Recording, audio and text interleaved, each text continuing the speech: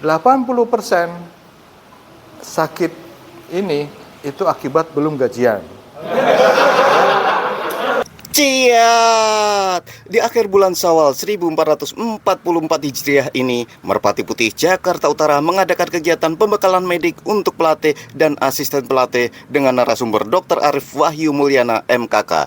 Dalam kegiatan yang diikuti oleh 50 peserta ini, para pelatih dan asisten pelatih mendapatkan materi tentang konsep fisiologis, biokimia, dan anatomi tubuh manusia.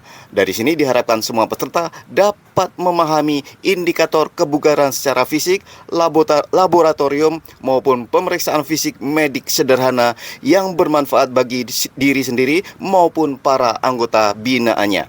Baiklah, langsung saja simak videonya.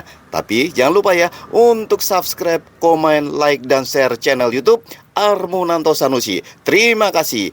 Ciat!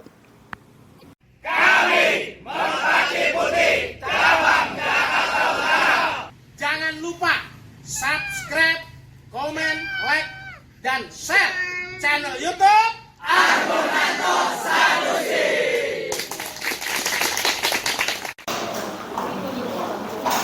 Saya itu Merpati Putih balik 2 tahun 1988. Ya. Lalu saya 30 tahun nggak latihan. Ya. Sampai jadi dokter baru latihan. Pas lagi latihan itu alasan kenapa latihan itu karena kondisi badan saya menurun jauh. Ya. Dengkul pada sakit, sering sakit kepala, kegemukan, segala macam urusan. Pada saya ketemu sama teman saya seangkatan, saya suruh latihan lagi. Ada latihan di Bulungan, kan dekat rumah kan, latihan di Bulungan. Latihan di Bulungan itu saya tidak pernah tidak latihan selama 4 tahun. Terus menerus, seminggu 2 kali. Terusan latihan. Ya. Dan karena saya udah jadi dokter, saya melihat tentunya tidak seperti orang lain kan. Saya pelajari gitu kan. Ini bener nggak Merpati Putih itu kan? Bermanfaat nggak buat saya gitu kan? Ternyata saya simpulkan bermanfaat dan bisa dijadikan semacam model kayak yoga, model pilates, model zumba, ini model MP, bugar latihan gaya MP, tapi MP reguler. Suatu saat saya dipanggil sama Mas Budi kan, suruh mengamati latihan Pengda yang udah tingkat kombinasi 1-2 ke atas itu kan. Di situ saya suruh mempelajari. Makanya saya bikin buku ini udah lama, 2018 sama Mas Budi. Makanya nama Mas Budi ada di situ. Berkontribusi terhadap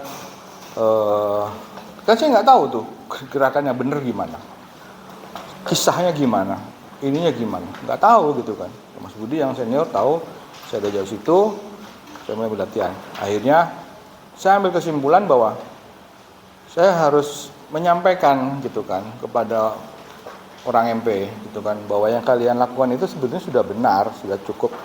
Cuma kenapa kok tidak bisa menjual atau yang dipertontonkan kok cuma itu aja gitu kan. Padahal aspek lainnya tuh banyak gitu kan. Ini aja belum selesai.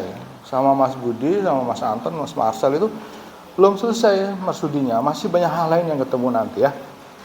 Jadi tolong diperhatikan terutama yang masih pelatih-pelatih ya. Tujuan pembekalannya ini adalah supaya gini, Merpati Putih itu banyak klaim medik kan. Apa-apa dihubungkan dengan diabetes katanya. Apa-apa dihubungkan dengan stroke. Apa-apa dihubungkan dengan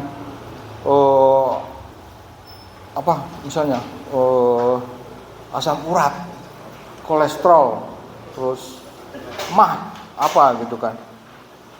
Bener nggak sih gitu kan? Ngomongnya gitu bener tidak gitu kan, bisa kayak gitu. Nanti akan kita lihat bener atau enggak.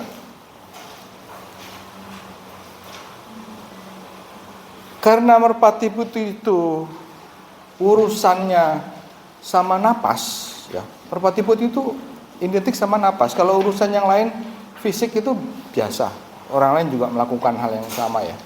Merpati Putih itu pernapasan. Jadi saya pikir orang Merpati Putih itu harus memahami napas itu kayak gimana, ya.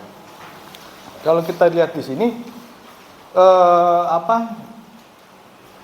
napas itu paru-paru, ya kan? Mulai dari hidung, dari saluran napas sampai ke paru-paru sampai masuk.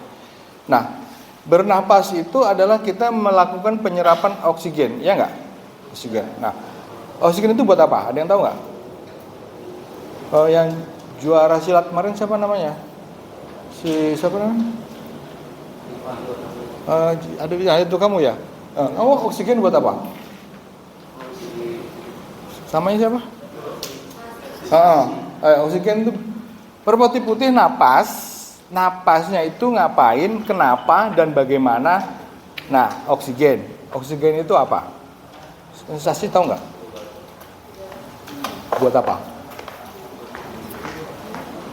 Ayo kamu temennya yang sama. Ayo, napas itu apa? Oksigen itu apa?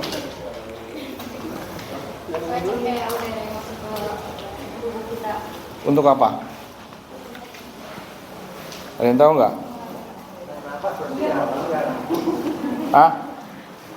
Napas biasa, tapi kenapa merpati putih berbeda? Iya kan? Jadi oksigen yang masuk itu memang digunakan untuk kamu tahu mobil, motor, saringan udara? Nah, sama kayak gitu. Kalau saringan motor itu ditutup, motor jalan nggak? Mogok, sama kayak manusia. Manusia itu sama seperti memasukkan oksigen itu mesin dan lalu dibakar sama bensin ya. Bernapas itu sebenarnya tidak menggunakan dada. Menggunakan apa? Bukan. Namanya diafragma.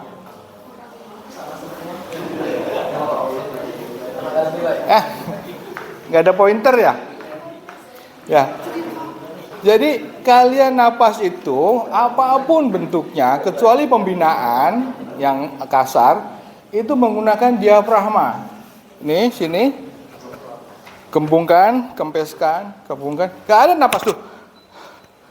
Kalau kalian melihat orang napas begini, langsung bawa ke rumah sakit. Ya. Ya, Mbak, siapa namanya? Siapa namanya? Rida, ya. Kalau Rida lihat orang, kalau udah kecapean, kok belum latihan udah begini, itu asma. Ya, bawa ke rumah sakit. Normal itu nggak kelihatan. Ya, napasnya MP itu dengan diafragma. Ini, namanya ada otot di sini, namanya diafragma. Tuh, di situ kelihatannya. Itu paru-paru di bawahnya itu diafragma. Ya, oke, sampai di sini ngerti ya tentang diafragma. Jadi kalian jangan menarik napas dengan cukup perutnya aja turunkan. Ya, oke. Nah, dengan diafragma ya, Sasi ya, Rida. Nah, jadi di paru-paru yang kalian tiap hari latihan itu, pengolahan dan pembinaan itu, masuk melalui cabang yang dinamakan sebagai bronkus saluran napas, ya. Dan di situ ada paru-paru. Itu dibedakan sama sekali bahwa berbeda antara batang buat napas itu dengan paru-parunya. Paru-parunya itu digunakan untuk perpindahan oksigen ke dalam tubuh, tapi yang batangnya itu seperti pipa ledeng yang menyalurkan udara, ya.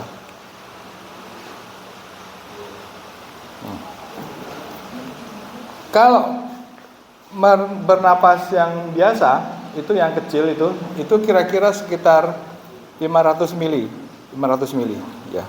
Tapi kalau kalian buang napas, gitu, ya, buang napas sampai habis, itu napas kalian masih ada sisa, nggak pernah bisa habis, tetap masih ada sisa, ya.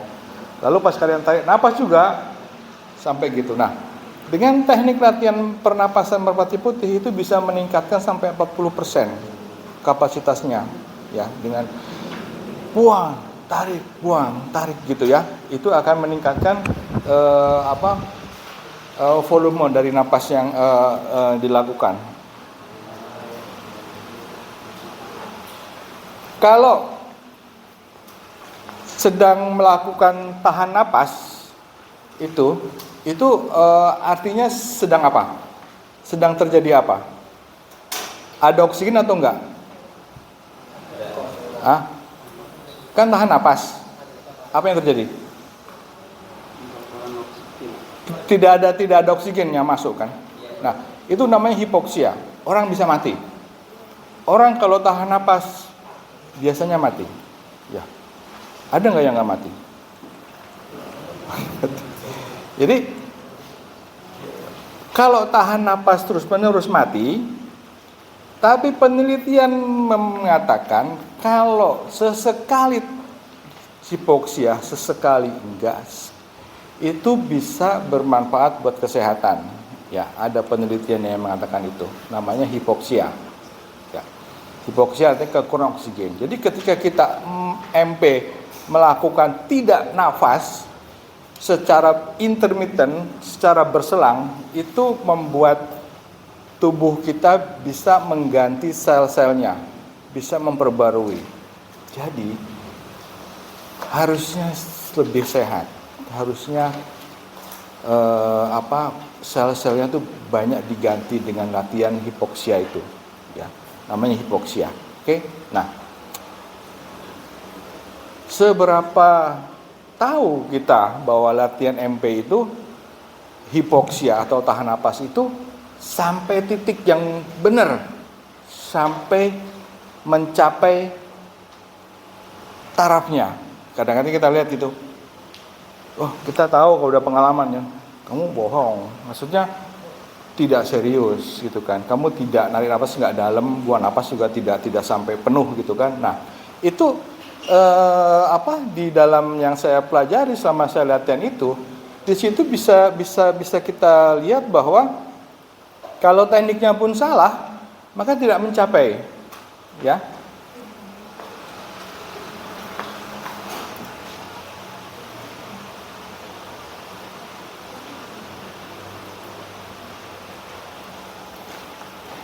Sekarang kita akan coba melakukan teknik nafas.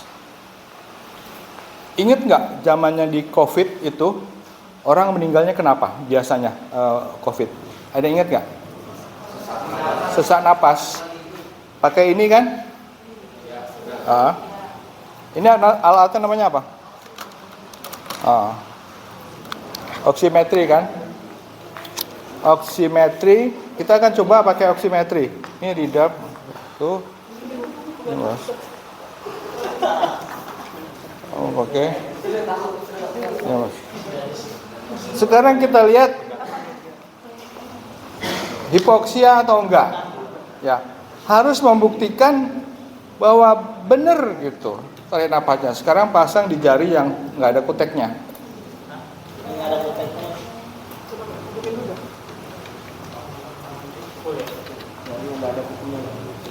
Sesuaikan angkanya, bisa dibaca sama pembacanya.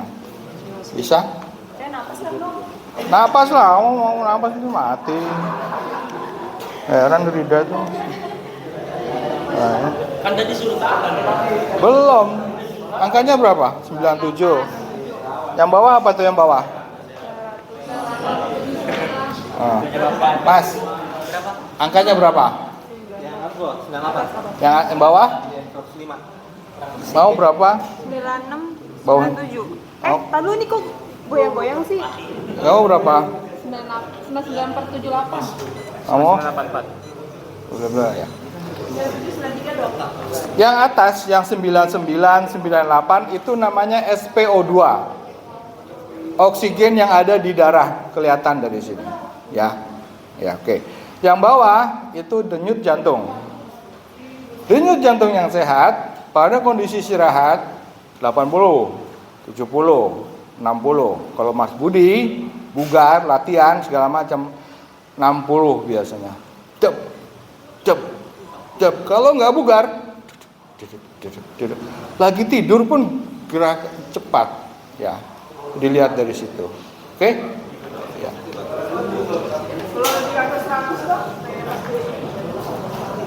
Kurang bugar. Ya, oke. Pegang dulu ya.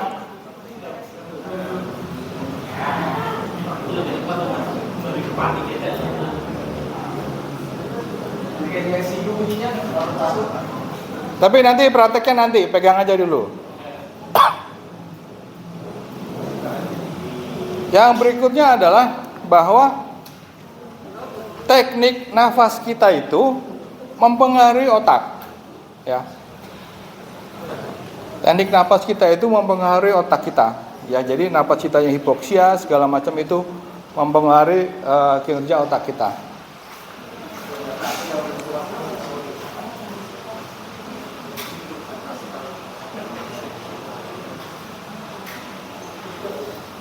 Ya.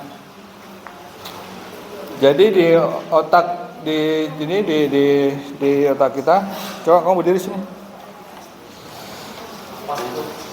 Nih, perhatikan sini ya. Ini untuk anak MP. Ya, madep sini. Ini otak kita ya. Tulang belakang kita kan. Saraf yang ada di otak itu disalurkan ke tangan, ke kaki, kemana-mana itu, ke perut, itu melewat tulang belakang. Sini, menyebar situ. Jadi semuanya diatur di otak, semuanya sinyal masuk melalui sini. Nah, duduk lagi. Nah, merpati putih itu sebenarnya tekniknya, terutama napasnya, adalah mempengaruhi otak kita, mempengaruhi saraf kita, supaya kita nanti bukan hanya kegetaran, bukan, tapi ke yang lain juga, ya, untuk masalah-masalah kesehatan. Ada teknik-teknik tertentu yang bisa, nah, ya, seperti itu ya. Medicine ngerti ya?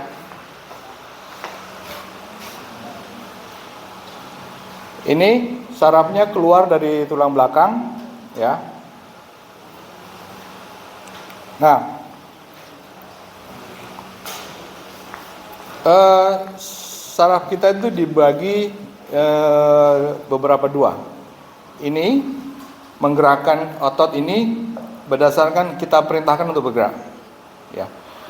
Tapi kita pernah nggak mengatur denyut jantung kita? Nggak pernah. Mengatur napas kita? Nggak pernah. Pencernaan kita juga tidak pernah, ya. Jadi otot yang begini itu beda dengan otot yang mengatur di dalam. Nah, otot yang teknik pernapasan merpati putih itu mengatur yang di dalam itu. Kita bisa meredakan tekanan darah, kita bisa mengatur deg-degan, kita bisa mengatur apa dengan teknik-teknik pernapasan tertentu. Dengan tarik napas, tahan, buang, tahan, tarik lagi, buang lagi, tahan, buang, buang, tahan. Itu mempengaruhi teknik-teknik tertentu dalam kesehatan, ya. Cuma karena penjelasannya tuh sampai saya harus menempuh yang seperti ini, jadi tidak harus mengerti dasar-dasarnya dulu, ya. Oke, sampai sini mengerti ya bahwa teknik napas merpati putih itu dapat mempengaruhi persarapan dan otak, ya. Oke. Ya, balik berdiri lagi. Nih. Di dalam tulang belakang sini itu ada, di bawah tulang itu ada rongga, ya. Ada rongga tulang belakang di sini yang isinya itu cairan otak di sini, ya. Cairan ini turun naik gitu kan, sesuai dengan napasnya kita. Dengan teknik tertentu, ya, nahan tapas tertentu, Mas Budi itu ya yang mengembangkan itu teknik belah bumi atau napas pembinaan biasa atau yang begini ini apa nih Mas? Gini loh. Inti geni, inti hati gitu kan. Itu sebenarnya tanpa diketahui sama pendiri, duduk lagi, itu adalah kita sedang menekan si tulang belakang itu untuk mengalirkan tekanan tulang belakang itu sampai ke otak, ya. Cuma hanya bisa dipahami sama yang sudah kombi 1, ya, yang sudah melewati tahap-tahap orang dewasa, yang sudah bukan remaja lagi, orang yang sudah bisa memahami lebih dalam teknik tertentu. Tapi kalau orang yang latihannya jarang dan juga ini juga dia juga nggak bisa. Jadi ketika kita mau Mas Budi mengajarkan suatu teknik pernapasan tertentu, itu dibutuhkan fisik yang udah kuat. Jadi pada saya perhatikan ketika latihan sama Mas Budi tuh, latihan begini, tidak ada pengajangan, napas halus, gini. Itu kan sebenarnya berat juga. Bayangkan ketika orang itu tidak terlatih gitu loh. Orang tuh nggak pernah dia begini itu, nggak pernah dia latihan berontak itu nggak pernah. Itu nggak akan tercapai gitu. Karena dia ininya udah nggak kuat, kakinya nggak kuat, ini nggak kuat, boro-boro berdiri gitu kan. Akhirnya proses itu tuh nggak tercapai, ya.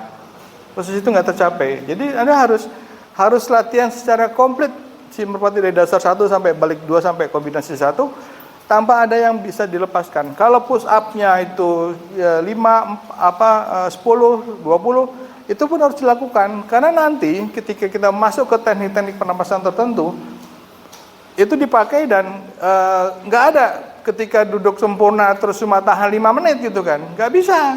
Anda harus tahan yang lama, duduk tegap begitu. Tapi kalau ininya lemah, aduh, nggak bisa juga ya. Ketika Anda harus meditasi yang lama, Anda kalah dengan fisik Anda yang lemah gitu ya. Sekarang kita masuk ke ini dulu ya. Ini supaya menarik aja, jadi saya tetapkan. Yang namanya seperti ada misalnya tentang Kundalini. Siapa yang tahu Kundalini? Mas, Anto tahu nggak Kundalini? Nggak tahu, masa? Ayah apa? Kundalini, cakra. Pusat energi manusia apa? Kundalini. Ya.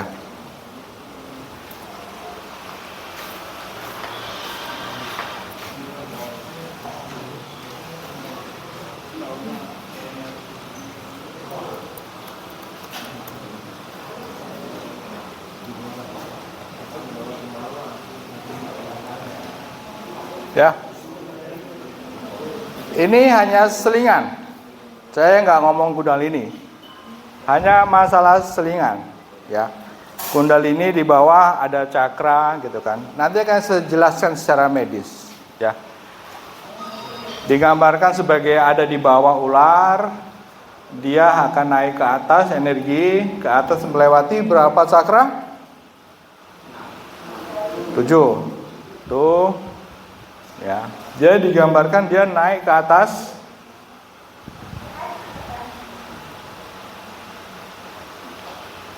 ular, naik ke atas gitu kan.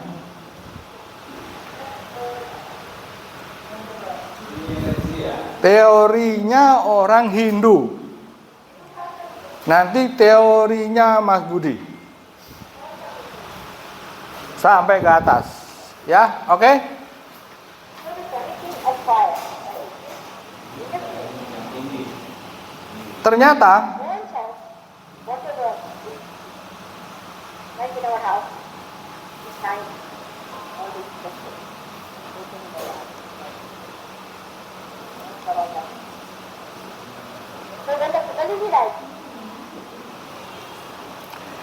Ternyata sekitar 5 tahun terakhir ditemukan bahwa teknik merpati putih itu ternyata membangkitkan Kundalini.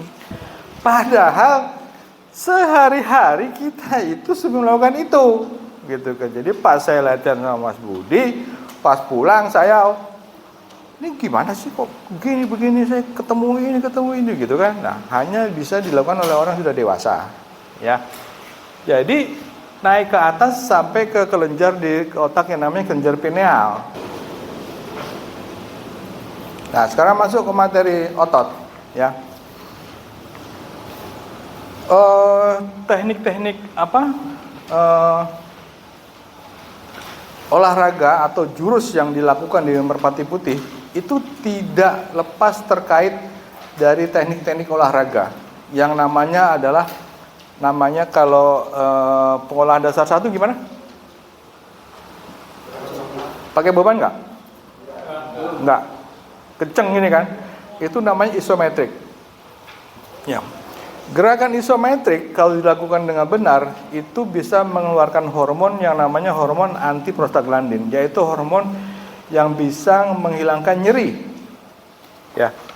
Gitu. Jadi teknik teknik pengejangan ya atau keras itu adalah itu bisa kita terapkan pada pasien-pasien yang cuma bisa begitu. Misalnya ada misalnya orang tua di rumah sakit gitu kan. Nah, dia harus latihan otot kan. Dia tidak perlu begini-begini, dia cukup begini aja. Ini gitu ya. Itu namanya isometrik. Itu di Merpati Putih dari dasar 1 kita udah diajarin. Oke. Jadi ketika kita ketemu pasien atau ketemu orang yang lumpuh atau apa, cukup dia harus hanya mengeras-keraskan tangannya aja. Itu namanya isometrik, ya. Di Merpati Putih itu dirancang bahwa itu adalah tujuannya untuk pematahan dan segala macam penguatan. Ya betul, suatu saat akan begitu. Tapi aspek lain dampak dari gerakan isometrik itu adalah untuk membangun kekuatan. Itu masih mending duduk simpuh begini. Lah kalau udah push up gimana? Kan manteng di atas begitu kan? Belum yang perahu, belum yang udang, belum yang lilin segala macam. Nah, teknik-teknik itu sebenarnya di dalam dunia kedokteran, di medik maupun di yoga itu sudah dipakai sebagai teknik-teknik yang berguna untuk di medik, ya. Namanya gerakan yang isometrik, ya. Ada yang mau tanya sampai sini?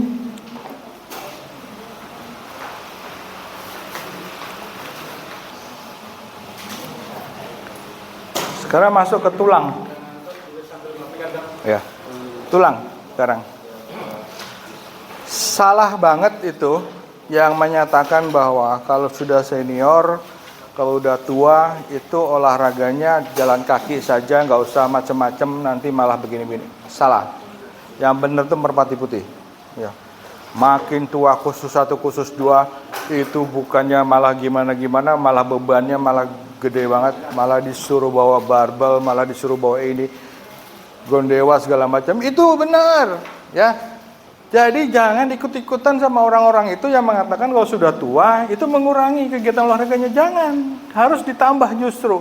Kenapa kok ujiannya makin berat? Masih ujian khusus 15 gimana sih gitu kan? Ternyata memang tujuannya adalah si Merpati Putih itu supaya kamu itu tetap olahraga, menghajar 15 beton gitu kan. Jebret lari 40 kilo. Harusnya kan lucu gitu kan. Kok makin tua kok suruh 40 kilo lari. Memang begitu sudah, itu yang benar, ya. Jadi kalian otomatis harus benar-benar kuat untuk itu, ya. Pasti nggak akan sakit, nggak akan diabetes. Ya. Sekarang siapa yang nggak latihan? Ikut latihan di Pengda. Ya. Di kolat enggak kelihatan, di cabang kagak pernah nongol, tapi kalau halal bihalal datang, kalau rapat datang, kalau makan datang. Ayo latihan. Wah, alasan aja gitu kan. Ya. Saya itu di Pengda hampir nggak pernah nggak datang. Datang terus, cobain gitu kan. Waktu itu saya coba males nggak latihan, seminggu 2 minggu, sebulan, langsung nggak bisa ngapa-ngapain, nggak bisa gerak. Oke? Paham sampai sini ya? Jangan ikut-ikutan orang-orang itu. Udah tua sepedahan aja. Wow, bohong. Justru buat ibu-ibu. Begitu ibu-ibu masuk menopause, maka latihan DMP bisa menguatkan tulang. Ya, pada bapak-bapak meningkatkan gairahnya lebih lagi. Ya, tidak akan hilang. Begitu. Ya, coba kamu sini. Ya, maju.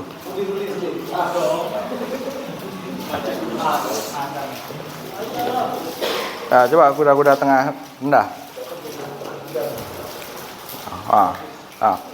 Paku bumi, Mas Budi. Ya, cukup. Nah, ini juga khusus buat orang tua itu harus melakukan yang begini terus rutin di rumah juga gini untuk menguatkan ininya. Karena apa? Otot dan tulang itu dalam waktu kita tidak latihan selama 1 tahun, ya 1% ototnya hilang. 1%. Kalau 10 tahun nggak latihan 10%, apa? Membongkok dan susah jalan. Kalau ketemu anak MP begini, itu pasti nggak latihan. Ya. Orang MP itu mesti kayak Mas Kandim tuh. Ada apa? Gitu kan. Gitu. Jadi gini gitu kan. Jadi memang kuat, terutama untuk perempuan juga melatih ototnya supaya lebih padat sehingga tulangnya lebih kuat lagi. Ya. Intinya saya nggak bahas banyak-banyak untuk itu. Jadi entah itu metode apa ya, yang penting latihan reguler saja cukup. Latihan beban, ya, latihan beban juga itu penting. Tetap harus beban, tetap harus pakai gini. Jadi misalnya kalau nanti latihan di tingkat sini yang tingkat atas gitu, ya pakai beban. Dasar satu aja, udah tua, jangan. Ambil bebannya, pegang ini, sas gitu, gitu ya. Nggak ada diskon latihan ya. Saya itu paham yang anti diskon. Jadi kalau udah dosa satu aja, Pak masih ini aja gitu kan. Oke, yang ini ya, oke.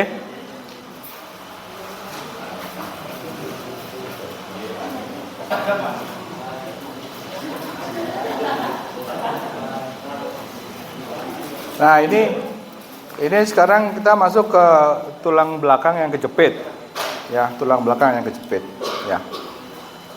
Tulang belakang yang kejepit atau nyeri tulang belakang itu 80% akibat stres. Akibat stres atau akibat otot yang lemah. Sekarang saya mau ngasih tahu caranya bagaimana mengatasi nyeri tulang belakang yang praktis, ya. Oke. Nyeri pinggang belakang yang cespleng langsung sembuh. Pertama pasien suruh tiduran atas,